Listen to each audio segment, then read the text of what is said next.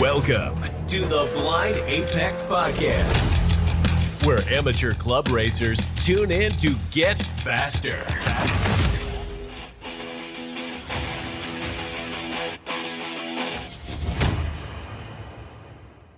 I'm your host, Con Jonturk, and on this episode, we're talking about the 10th generation Civic SI. Maybe the future of Honda racing. We'll see. Joining me is a racer who's raced in all 50 states. He's fresh off a visit from the Dutch Grand Prix, and he's a self-proclaimed serial entrepreneur. Jasper, welcome to the show, man. Hey, thanks for having me today. Yeah, so you hit me up, I don't know, a couple months ago about coming on the show. And we didn't really have a topic to go over. And then we were both invited onto Late to Grid podcast. I don't think our podcast has come out yet with them, but with Bill. But we talked some more, and there's definitely a couple of topics I'd love to cover with you. But I really think I want to hear about this 10th generation Civic of yours. But before I get too deep into stuff, can you give folks your racing background? Sure. So there isn't too much that I haven't raced. I've done everything from short course racing in a truck to outlaw unlimited dirt late models. I've won an SCCA conference championship, done a lot of champ car racing. I've won dirt oval track championships. I've got a little bit of a to-do list left. Like you said, I've already raced in all 50 states, but I really want to go race at Spa. I've got to try the Salt Flats. I've been out there, but I haven't done any official timed runs. I've driven Pikes Peak, but I want to do it during race conditions. And the one I'm working on the hardest right now is I want to race the Baja 1000. Not in a Civic Si, I bet. No, it'll be, I don't know exactly what it'll be. I'm open to just about anything except a motorcycle or an ATV. I mean, I would do like one of the big side-by-side ATVs, but there's some guys out there on some little 100cc four-wheelers, and that's just not for me. Yeah, that sounds a little wild to me. I'd prefer the full cage, that kind of thing. So, yeah, I'm a little older and wiser, so I definitely want to be inside of a cage. Right. So your background the folks will probably guess what I want to talk about later on in another podcast. So we'll schedule that. We've talked about that before, but my question to you is, why did you pick a 10th gen Civic? So the reason is actually pretty simple. I was racing in a TCB car. It was probably World Challenge at the time. And so when they stopped racing B specs at that level, I wanted to run a TCA car. And being that I had already established a little bit of a reputation with HPD, I thought, the next step up to TCA would be a 10th gen Honda Civic. And, shopping around for basically a new car to turn into a race car is kind of a bit to swallow. But I got really lucky when Hurricane Harvey ripped through Texas, and I happened to find a 10th gen where the water line was just enough to make the carpet wet, sitting at Texas World Speedway for a fraction of the price of buying a new car. And so it was just a match made in heaven. And I wired some money, and I owned a 10th gen Civic. I think with shipping and everything, 4,000 miles on it, running, driving, no apparent damage other than smelling bad for $13,000 at the time. Oh man. Okay. That if I could have found that would have been in my budget when I started building my 8th gen, but okay. Yeah. I couldn't find one at that price. Yeah, and flood cars can be hit and miss, but I saw a video of it running and driving, and I just happened to know some guys down at Texas World Speedway that went and put eyes on it for me. And there was just the stars aligned, and being able to race that track before it closed, and the racetrack being where the car was found, I just saw that as a good sign from the car gods. Yeah.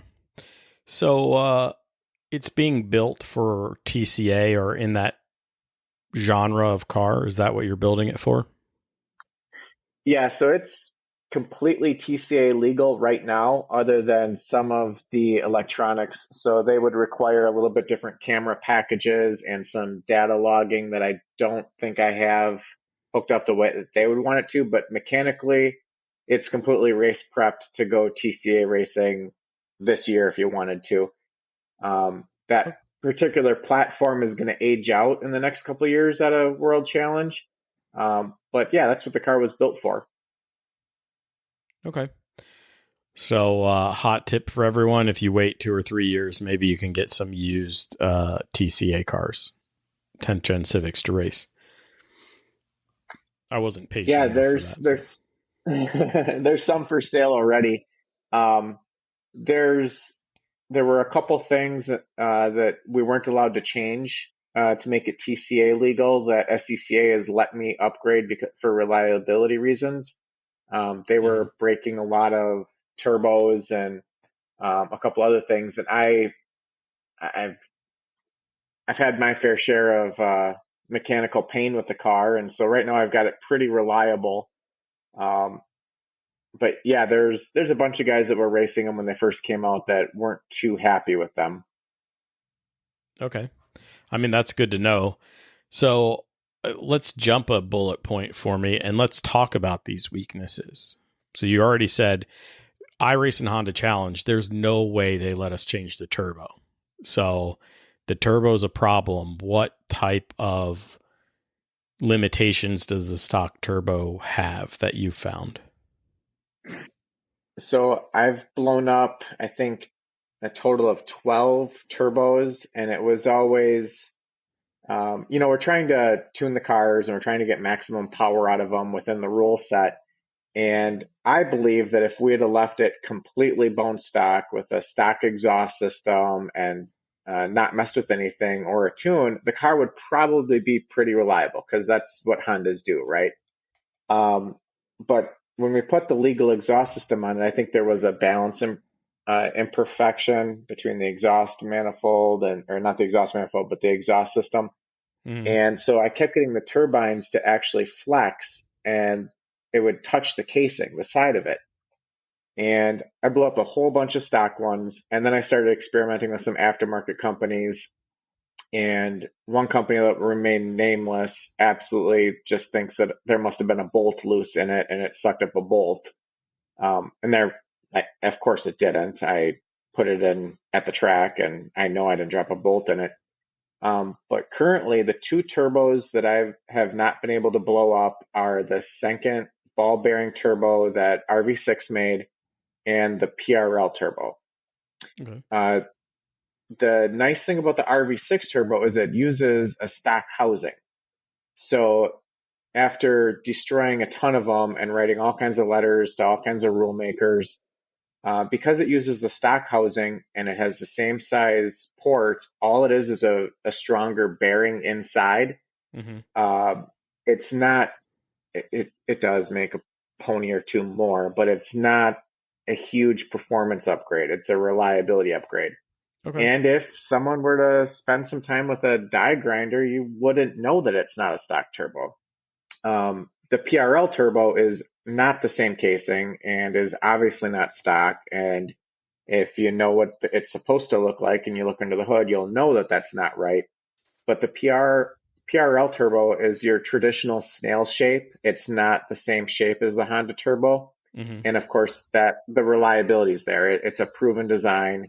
They didn't try to re-engineer something. They just made a turbo that is proven to work. They just made an adapter bracket so you could bolt it on. So if you don't care about rules, they're both good options. But if you want something that has a stock casing and you don't want to completely redo your car, or you can get a rules committee to allow you to upgrade to the RV6 ball bearing turbo for reliability, that's definitely the way to go. Okay. Yeah. So it's RV6 is the group that makes that? Yeah, RV6 Performance out of Illinois. I've got a ton of their parts on my car. The owners down there, every time I blew one up and sent it back to them, they took care of me. And they actually used my exact car as a test mule for a number of parts. When it first came out, nobody had one in their hands to make parts for. So I gave them my car for a number of months, and they used it to mock up all kinds of suspension parts and turbo parts and exhaust parts. And they've just been amazing to work with every step of the way. Awesome. So outside of your turbo issues, were you breaking anything else on the car in race trim? So in race trim, the other weakest link of this car is the third and fourth gear inside of the transmission. In race trim, a stock transmission is good for about 24 hours of race track driving. Third and fourth gear are going to get destroyed. So HPD knew this really early going on after some testing. So they made a hardened kit, and I bought the hardened kit. I put it in the car. I think I got almost 3 years out of it before it finally bit the dust. And I decided, hey, I'm going to just treat all my gears and upgrade the synchros a little bit. Again, it's not a performance thing. It's just a reliability thing. Right. But I had all of my gears dipped to be harder. And so far, the first time I took the car out, it shifts so nice. I do have the HPD diff in the car. I've had that in every time I've gone on track. So I don't know the difference between in performance or feel, but it does make that loud clunking sound when you're driving around the paddock real slow and everybody looks at you like there's something wrong with your car. But I don't know if you have any experience with those loud diffs. There's no hiding that you've got an aftermarket one. And I've never had this. No. And I've had some quiet ones in some other builds I've put together, but this one's loud. And I've, of course, have a little bit beefier clutch. That was all spelled out in the spec line of HPD. So it's legal for, TCA racing. But those are the two biggest things as far as reliability. If you just want a 10th gen to autocross, drive on the street, anything, is watch your turbo.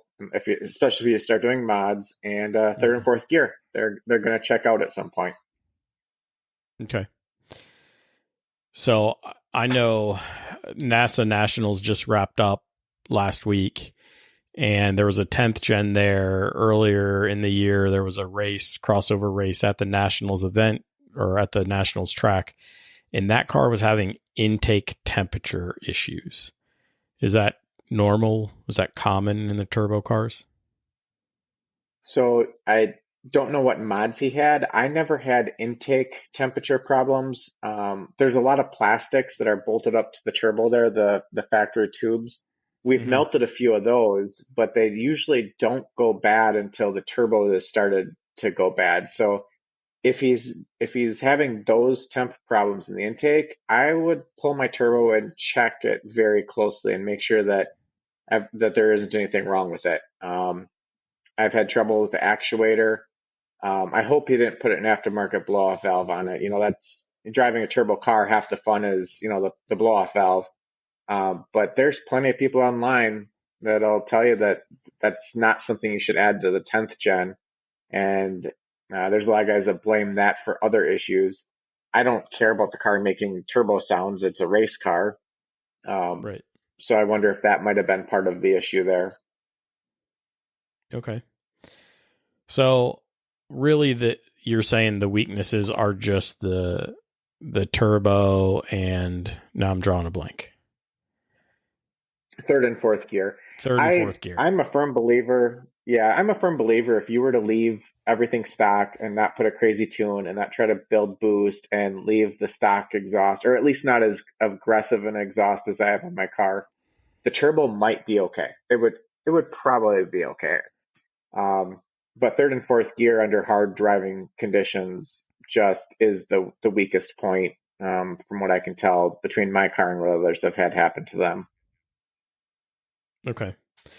Yeah, I feel like Honda, it's an L15B7 in your car, right? That's correct. Should be the engine. Yeah. I feel like from the K series to the L series transmissions, they carried over that weak third and fourth gear. I don't know why, but Yeah, I've never had a problem with a K series tranny, and I've got a couple K series that are pushing 300 horse and more than my 10th gen SI is, and I've never had a transmission problem. Yeah, so that would be new to me. okay.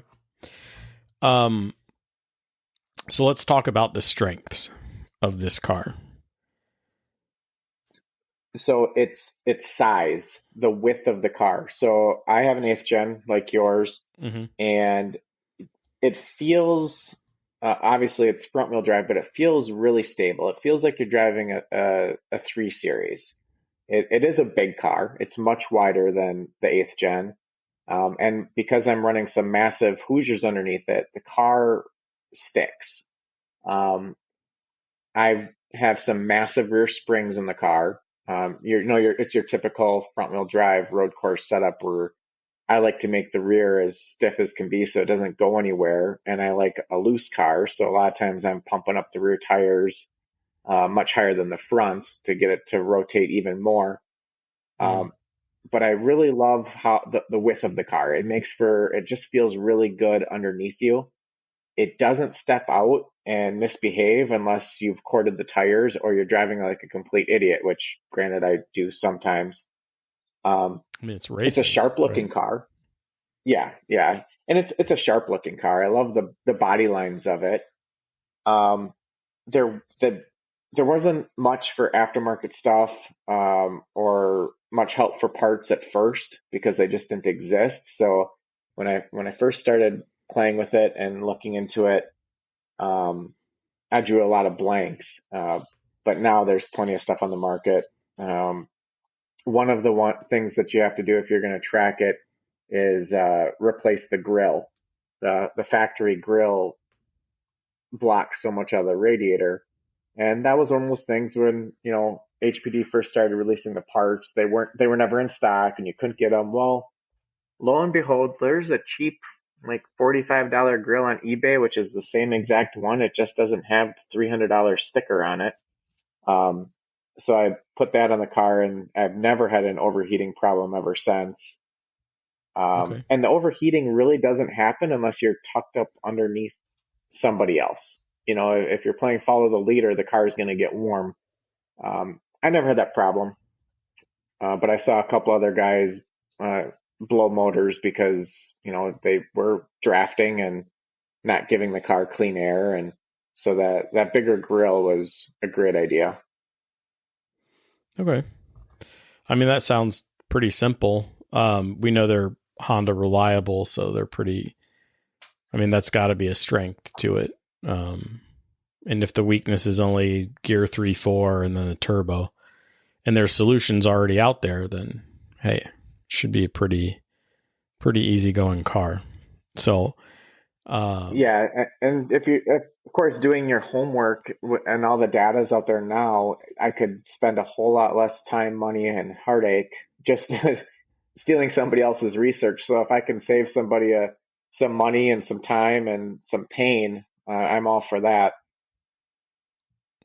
oh yeah. I mean, I have an 8th gen Civic, and I can't imagine what you were going through because there's nobody that even makes a splitter setup for me, not a real one. And then everything else is kind of hodgepodge, discontinued spherical bearings, all those things. Like they don't exist. So in a newer car, I'm sure that was a challenge, especially, a couple of years ago. So Yeah, and I really did get lucky. RV6 is actually the company that makes a lot of the parts for HPD. And mhm. a little birdie whispered that to me in my ear one day at the racetrack. And so when I brought them the car, they loved it. So all of my control arm bearings up front are metal. Um, it was a real bad problem when they first started stuffing big springs in the rear. They would actually bend rear control arms. So RV6 made some aftermarket control arms, and of course, HPD rebadged them and pushed them through for TCA. But I mean, the underside of my car when I first got it, before I got it all dirty and grimy and rock pitted, it was gorgeous. It was a work of art underneath with all those beautiful red parts and that beautiful chrome exhaust. I used to have my car in the lift and just brag about how beautiful it was underneath with all those shiny, cool parts. But yeah, all of that stuff to take all the play out of the suspension, really, you can feel it in the wheel. Anytime you can get rid of any bushing, squishing, and compression in the suspension, especially when you're running, 700, 800 pound springs in the rear, you feel it, and I love that feeling. Oh, you're only running 800-pound springs in the rear? Right now, that's all I need. 800 each side, not 800 total. Yeah. But And do you have a massive sway bar mounted there back there too? yeah, the rear end is it's all tied together. It's all metal bushings. There's no give. The only word of caution, of course, is when you do that, check your bearings. I've seen a few guys lose bearings on the track. Between every session, I jack the car up and I shake the wheels all the way around and I check for loose bearings. I've replaced one so far, but I've hit my fair share of curbs with the car, but I don't smash the curbs every single corner like some of these guys think they have to get a fast lap. So, um, but that's general car maintenance stuff. Every session, you should jack up the car, and shake down every single tire. Yeah. I probably don't do that. I should, maybe, especially when the 8th gens have a rear bearing issue that they like to fail. Well, the hub fails, but Yeah, same part on this car. okay. So now that we started talking suspension setup, say I was a HPD guy or autocrosser, somebody who drove it to work every day and then decided I want to do some track days. What do I have to modify to make it survive? So I don't believe you have to modify the suspension to make the car survive if you're okay with stock ride height. It comes with, the push button for sport mode. But that's if it's a dedicated track car. The HPD kit is very nice, but it comes with a very, very large price tag. So I have basically the same, by spec, the same kit underneath my car that was made by Yellow Speed Racing, and they do a lot of drift stuff. And typically, that's not the setup you'd want to put on a road course car. Except I love the rear end being just completely planted, and it gives me a little bit of adjustability in the front end. But for the 10th gen, to get the camber that I want, I went with some offset ball joints on the front end, and that helped give me a little bit more negative camber on both sides so that I could dial the car in and get a little bit extra traction. Otherwise, I was getting high tire temps on the outside edges of the tire, and to get rid of those, I had to increase the PSI, and then it wasn't the feeling I wanted. So to be able to get I think I'm at about 2.2 or 2.3 degrees at camber on the front. I needed those offset ball joints. Oh, wow. So they don't make a strut hat that's that adjustable? Well, that wasn't a legal part at the time for me. Oh, okay. So I believe somebody is making those now, but that wasn't part of the HPD suspension kit. So I wasn't allowed to put that in. And ball joints, I've never been teched for before. So that was the route I went. Okay. That's fair. Um, That doesn't seem like a lot yeah, of camber, though. I don't need much more than that. And the secret to that is just checking your tire temp. So I'm running Hoosier A7s. If I was Mhm. running the Continentals, I might want more camber, especially if they were skinnier. But I've got 245s on my car, and I run the A7s from Tractor Tire, and I'm happy with that camber. When I pull off, I do the tire temp right away. And if it's square, you're good. I did have a problem once on another car I raced. I thought more camber's better, more camber's better. And at a track like Sebring, you just destroy the insides of the tires. You spend so much time going down those straights on that abrasive surface. I actually had too much camber in, and I had no traction by the end of the race because the outside of the tire would be perfect and the inside would be on cords. So Right. the camber is adjustable, or should be adjustable based on your driving style and the track and the compound tire that you want to run. Okay. So, and then full race, full boogie, you are a big proponent of getting it loose. So you're doing big sway bar, 800, 900 pound springs in the back. What's your spring rate look like up front? I believe, I've swapped them a few times, trying to dial it in. I believe I'm only on 550s up front right now. Okay. Well, that sort of makes sense. You don't get a lot of tire rollover or where the inside front tire wants to pick up off the ground? No, and I think that's because of how wide the car is. It's a completely different feeling than the eighth gen is on track. It just Okay. feels like the car stays underneath you on the front a lot more. Mhm. If you and I do more of my adjusting on the rear suspension or on the rear tire pressure. So if I'm at a high grip track, I'll put 55 pounds of air in the rear, and the car will come around on you. Holy So smokes. yeah, but it also depends on how long are your runs. Are you going out there for 20 minutes, or are you going out there for 90 minutes? That makes a big difference. So Yeah. changing the air pressure on the rear tires is a whole lot simpler than trying to swap springs in between stints. So, you know, just some track time and playing around and, setting the car up for either short runs or long runs. Okay.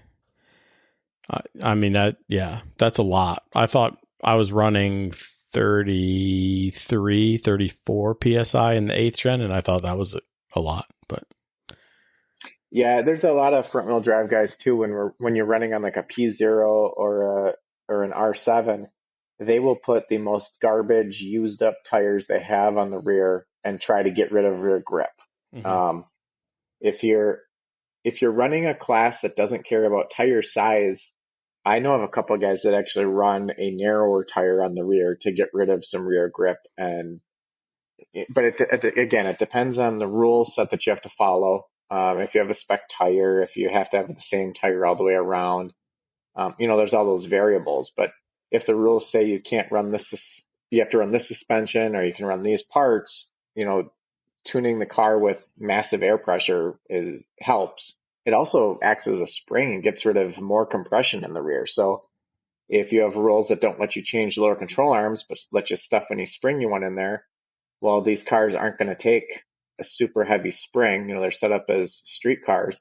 You can run massive air pressure in your radial tire and get rid of a lot of compression and a lot of body sway and make the rear end come out. Yeah, that makes sense. I mean, the tire is part of the spring package. There is a bunch of compression that goes on in that tire, so makes sense to me. Yeah, if you're the other thing we tried early on with this car, when people were having gear set problems, is I put in a remote transmission cooler to monitor, and I put in a gauge to monitor temperature in the transmission.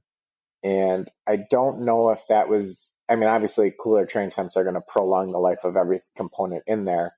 But I can't tell you for sure if that actually made a difference. But if you're going to do some endurance racing with these cars, that might be something to consider.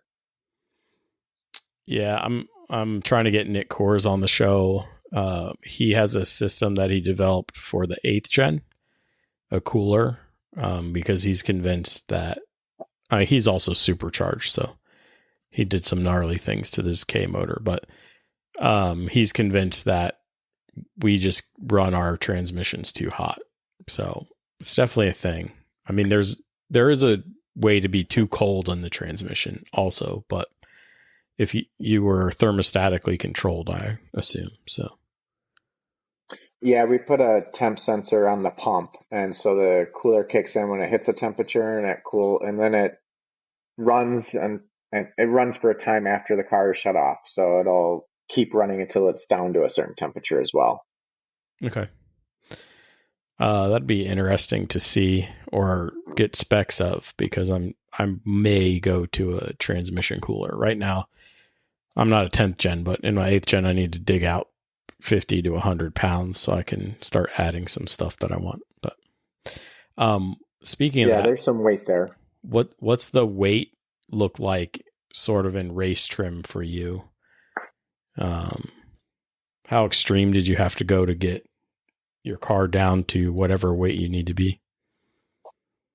Well, the problem is for most of the classes I've ran the car, I've had to add lead. Uh, so when I run touring car, sometimes I have to be 3,000 pounds. There's one class I have to be 3,050.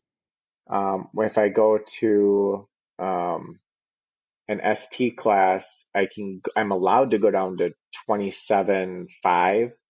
I've Mm-hmm. never had the car that light. Um, I'm almost always heavy over the scales, and there's a couple places I know I could take weight out of, but those weekends with the level of competition, there wasn't a need to hack a bunch of stuff that I would later then have to figure out how to put back in. Right. So I still have all real glass in my car. I actually still have the passenger glass in the car.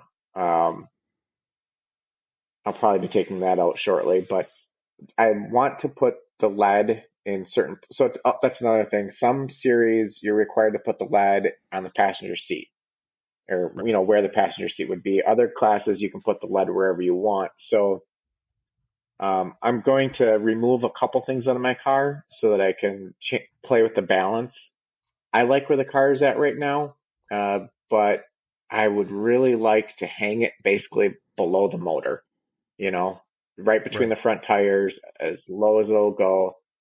So I've got some ideas, and if I keep playing with the ST classes where I can lighten the car, I'm probably going to, pull the belly pan. I run the full under belly pan because of aerodynamics. I talked to some guys, and I actually ran a little 2-inch spoiler underneath. We were not allowed to run splitters, but I ran a tiny little 2-inch piece of plastic underneath the front of the car, and put a GoPro underneath there and some strings like the old days.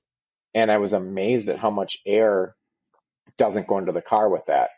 So I kept my full under tray, that stupid aluminum piece that everyone complains about falling off all the time. And I've dinged it a few times on going on some off-road excursions, but um, I tape it back up and I seal it all up, and I try to keep as much air out from underneath the car as possible. Okay. I actually didn't know that they had under trays on those cars, so that's Yeah, it's interesting. all from the factory. Yeah, I mean, I know the 8th gen has a pseudo um, diffuser out back. I left that in. I when I added my sway bar, I made provisions for that to stay in the car. I think clean air under the car always helps. So Absolutely. yeah. The latest mod that I did was when the cars first came out, the HPD traction control ABS module was like $4,000. Hmm. And that's a little pricey for this tiny little computer. And there's a hack that somebody had figured out where you just push a whole bunch of buttons in a certain order and pull the e-brake and hit the brake pedal and hit the traction control button and like flip the lights on and off and all kinds of stuff, and it would disable it. So for like 2 years, I did that nonstop. And then my last outing to Summit Point, um, that wasn't working. So I don't know when they tuned to the car if they accidentally disabled that part from the factory. But HPD dropped the price on that ABS traction control system to like down to $1,000. Hmm. So I bought it, and I'm going to put that in now, so I don't have to. Otherwise, every time I start the car, I'd have to sit there and push 20 buttons to get the car to drive the way you'd want to. Because even if you hit the traction control button, the stability control will kick in and will randomly hit your brakes if you're cornering too hard. So um, if you if you're just going to track the car occasionally, just like go on YouTube and search traction control um, and body control disabling, and you'll see a video and you can write down all the notes of what you have to do. And then you're good if you're just going to autocross once in a while or do a track day now and then. But if you're going to do it more often, the modules it's down to $1,000. So now it was reasonable, and I finally bit the bullet and bought that. Okay. I didn't have that problem, but we retained ABS, but not the traction control stuff. So the module's not even in my car. The ABS module's still in there, but it sounds like in the 10th gen, they're married together.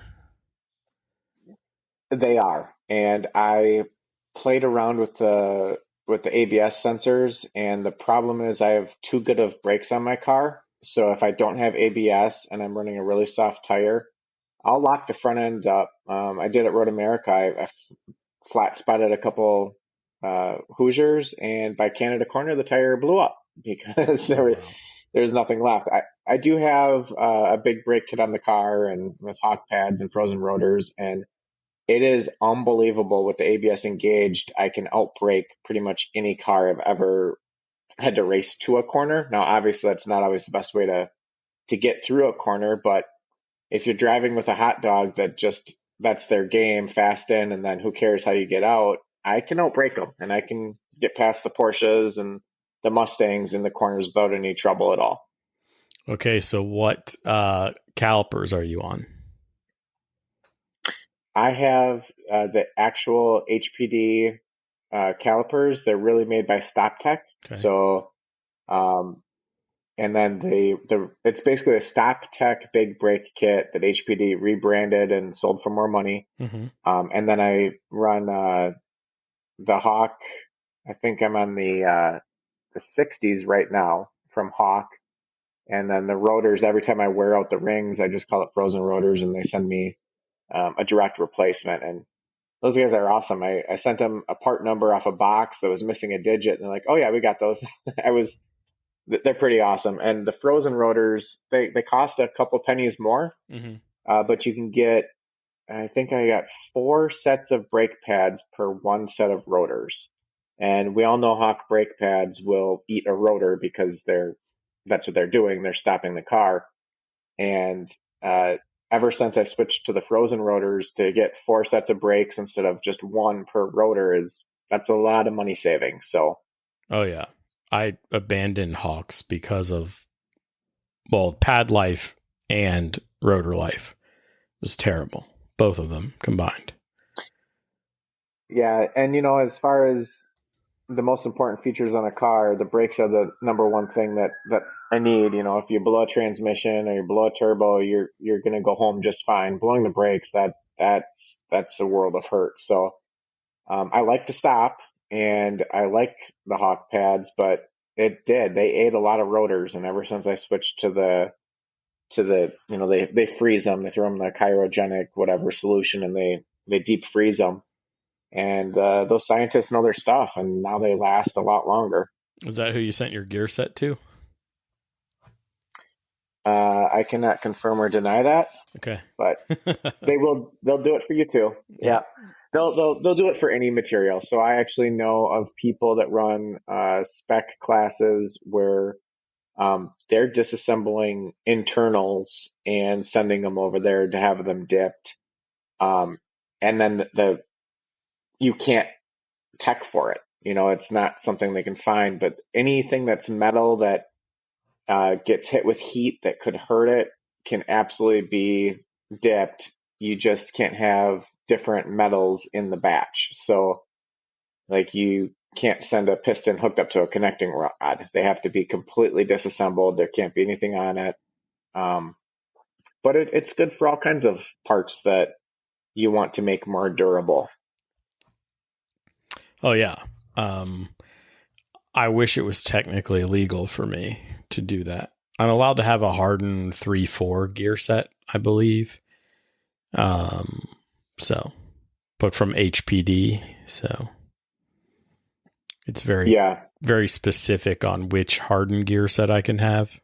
I don't. So do you have to? I don't even know if So you don't.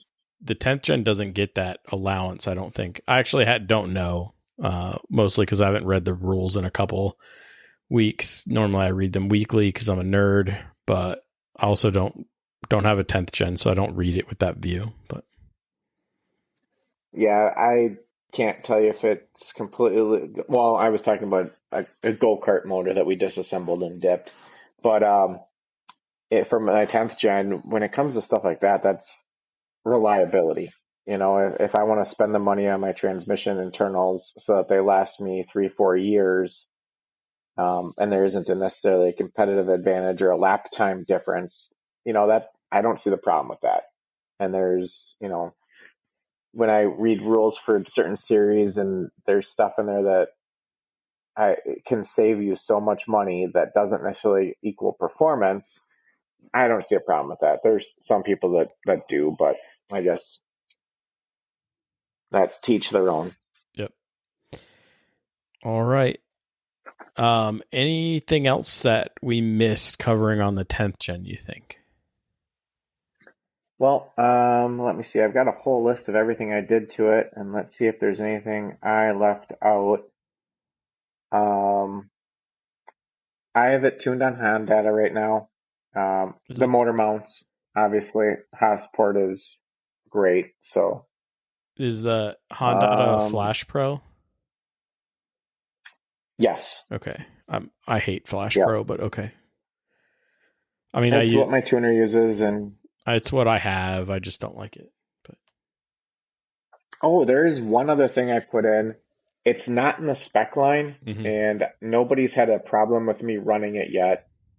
I have a little bar that supports the brake booster or the brake master cylinder, and it goes off of the strut tower bar, and it you bolt it down so it presses firmly on the master cylinder. So these cars are Honda, they're cheap steel. When you pump on the brake pedal hard enough, you can actually watch the firewall flex just a fuzz. And so there's a company that made this cool little bar that bolts to my strut tower bar that holds it in place. So you have consistent brake pedal all the time. So I've already done the stainless steel lines. And of course I'm running, was it 5.2 dot fluid. And finally, when I put this little bar in, the pedal is 100% repeatable every time. I don't have that moment where you just bury the pedal in a panic mode and and have that tiny bit of flex in your firewall. So that's, I think, about everything I've done to the car so far. Sweet. And yeah, I'm happy with it. Yeah, the way you describe it, the little you have to really work to get around the reliability issues, it's no more or less than what I would have to do. I mean, I don't have a turbo, but you do have to work pretty hard on that transmission, my transmission anyway. It seems like it could really be the future for some of the grassroots guys, as they retire from being TCA cars, they really could end up showing up to NASA, SCCA, grid life events and maybe being pretty competitive. Yeah, and it's now that I've got all the growing pains done with the car and I've broken all the expensive parts and I've, uh, you know, cried myself to sleep some nights replacing turbos. I can swap the turbo in my car with the car hot in under 40 minutes. The first couple took me hours. Right. But unfortunately, I got really, really good at it that one year. But now that I've got the car reliable, it's so easy on maintenance. My brake pads last multiple weekends, so at the track, of course, I change my oil every single weekend just because Mobile One sent a whole pallet of oil to my shop. So why not? But it's basically pick the car up, oil all four wheels off, check all the fluids, put your eyes on the brakes, shake and make sure you don't have a bearing, drop it back down, set your air pressure and go. And, I love racing. But as I get older, I don't love working on the cars as much as I used to. Right. So when I can, and I work way too much, but when I can just drive to the track, unload, do practice, and not spend the entire weekend throwing wrenches at the car like some classes do, it just makes for a more enjoyable weekend, especially, if the missus decides to come with, your kids came with, and of course they want to go out to eat and not just hang out the track all night watching you wrench on the car. It just makes for a more enjoyable environment at the track. Yeah. So Yeah. Maybe I need to put a for sale sign in my 8th gen and start searching for these cars for sale. well, mine's for sale. It's been for sale for a while. I absolutely love pro racing, but really anybody can go pro racing if they can just write a check. And the dollars per miles are so much better in club racing, SCCA and NASA and Honda Challenge. Honda Challenge is on my radar to go try it out once. Come on. Um, The water's warm. yeah, I absolutely will. I'll be jumping in. But I love pro racing and it was a cool experience and I'm very blessed to have gotten to do it for a couple of years. But the insane amount of money, just that's a hard check to write. I can, for what it would cost to go racing for one weekend in SRO, I could race an entire summer of SCCA regionals or majors Right. um, so that's where I'm at now. Business is good, but it would have to be gangbusters for me to try to dip my toe into pro racing again. Yeah. I just released a podcast on arrive and drive versus owning your own. I can't imagine bumping to the pro level even when you own your own. So Yeah, so I don't know how much more time we have, but when I decided to go pro racing, I did not do my homework. So I know you're a numbers guy with spreadsheets, and you'll yep. think of everything that you could possibly think of before writing the first check. I'm a little bit spontaneous, and I bought a car on a whim because I found that I could buy the car for the same price as renting one for a weekend. And in my head, that was really easy math.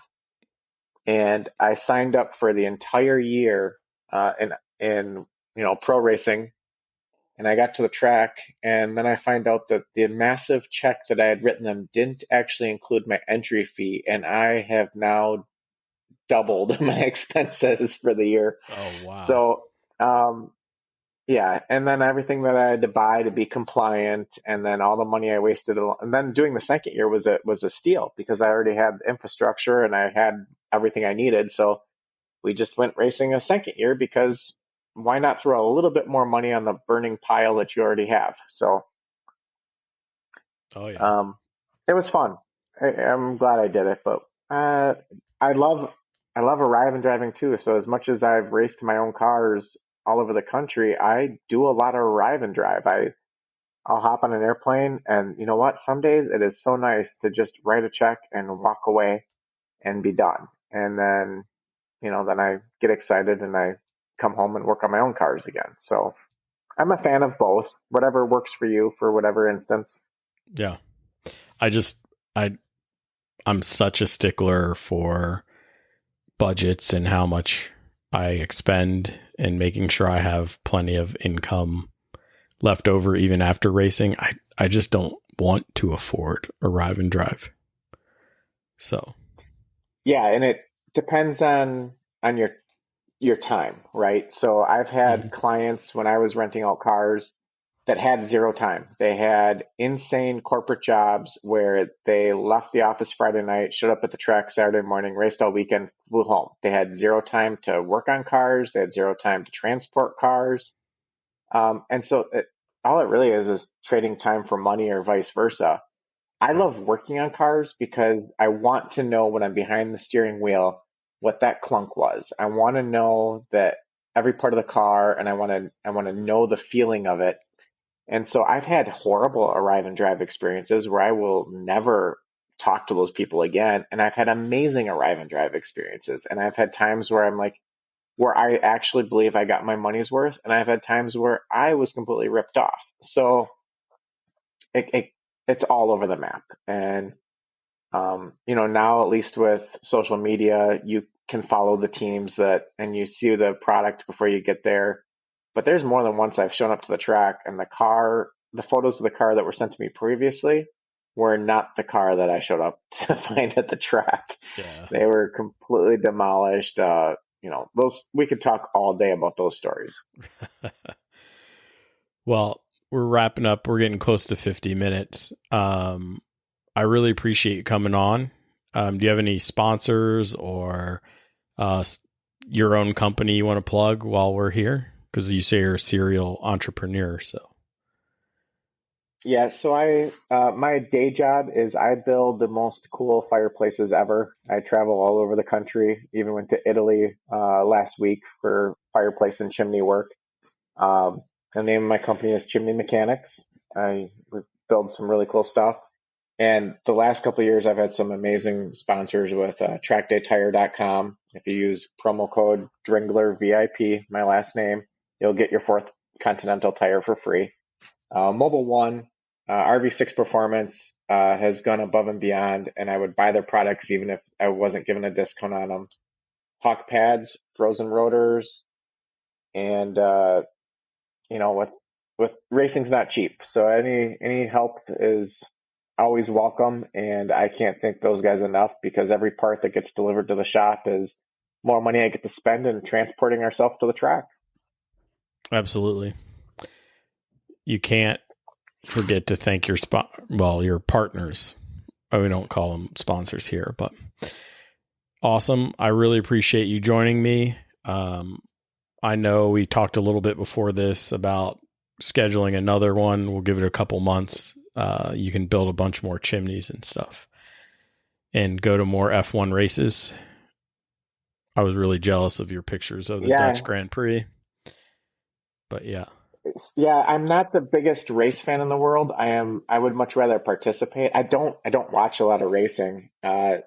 So I had to do some crash course and listen to some F1 podcasts, but my girlfriend knows everybody. And before the Dutch Grand Prix, I hadn't watched one since I was at the Miami Grand Prix. And so I had to catch up on all the latest drama and who's winning. And what an exciting race, when the rain showed up, I was excited because of the strategy and the passing. And when the Porsches were on track, I kept yelling at them because they weren't in the rain line. They were staying in the groove, and it showed. And I was so mad because you could tell that there were a handful of really good drivers, and then there were some okay gentleman drivers, and then there were some guys that just wrote a check and did not belong on the track. So that was fun. I drove everyone around me nuts because I was trying to coach them from the grandstands, and for some reason they weren't listening. Yeah, they're hard of hearing when you're that far away. So yeah, well, thanks for having me on, and excited to do another one on a different subject next time. All right, awesome, man. I really appreciate it. Thanks a lot. Until next time, keep working on yourself, keep working on the car, and let's get faster.